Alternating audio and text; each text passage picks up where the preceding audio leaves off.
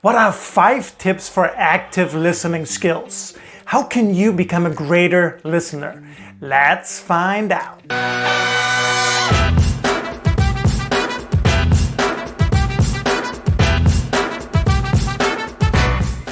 So by the way, if you're new here, make sure to hit that subscribe button. Tip number 1, you want to be present. Now hear me out, I know what you're thinking. Of course, Ben, you gotta be present, right? Now there's a major problem these days, and that is that attention spans are getting shorter and shorter and shorter. The more reels you watch, the more you watch YouTube Shorts, TikTok, whatever, the shorter your attention span will get. So it's a real problem. So how can you become better and be more present? Well, a couple of things you can do. One thing you can do is you can meditate. I know I'm making it sound a little funny, but no, really, that works very well. Another way to become more present in the moment, to become more focused, is to simply grab any type of object and focus on the object without doing anything else, yeah? Focus on it for 1 minute, then 2 minutes, then 3 minutes, then 5 minutes, yeah? Start small, but as you focus more on the object, at the beginning you will notice your mind will go crazy, will run, have all this conversation, etc.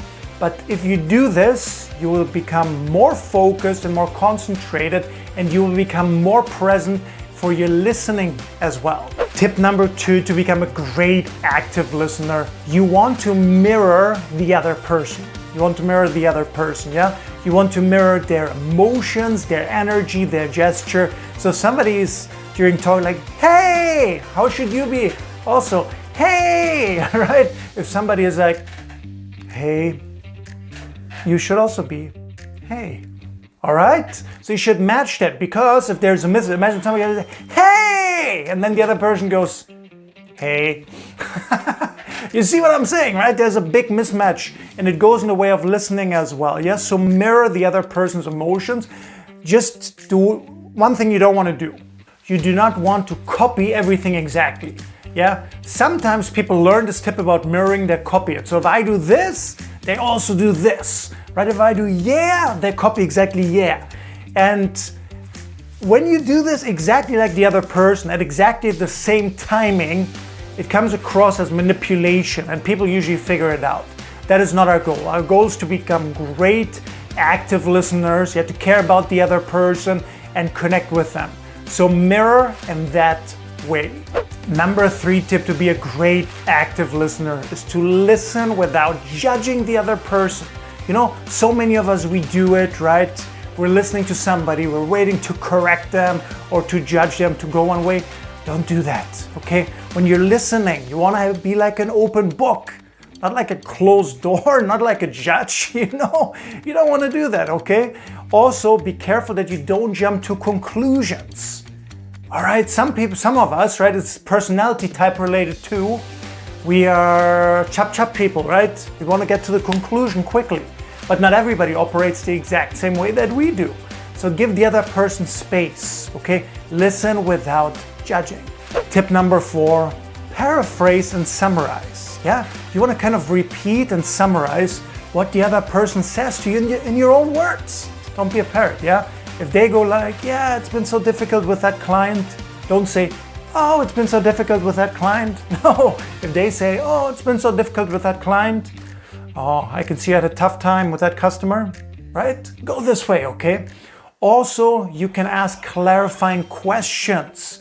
That is also a great way that the other person feels heard and understood as well, right?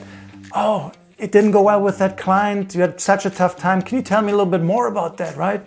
What happened? Why did that happen? So ask clarifying questions, dig a little bit deeper. The more you do, the more understood the other one will feel. Number 5, use supportive phrases and words while you're listening, okay? Things like yes to show your support, okay? Tell me more. Do you mean that? And then you repeat basically what they said.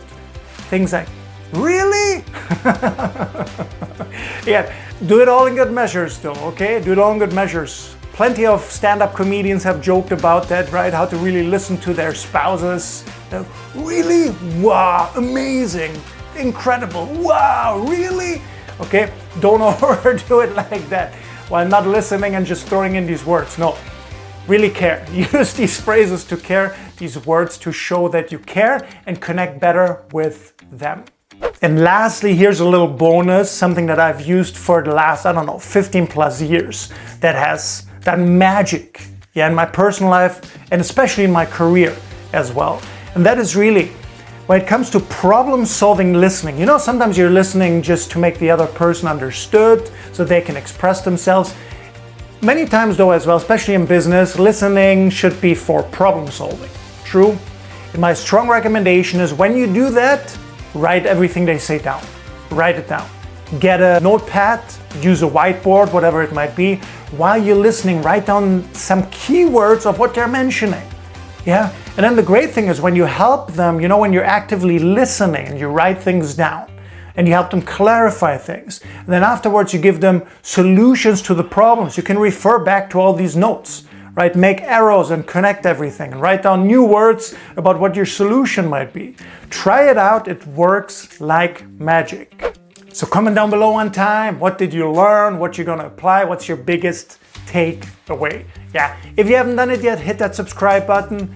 If you like this video, give it a thumbs up. And most importantly, I really look forward to seeing you for the next video.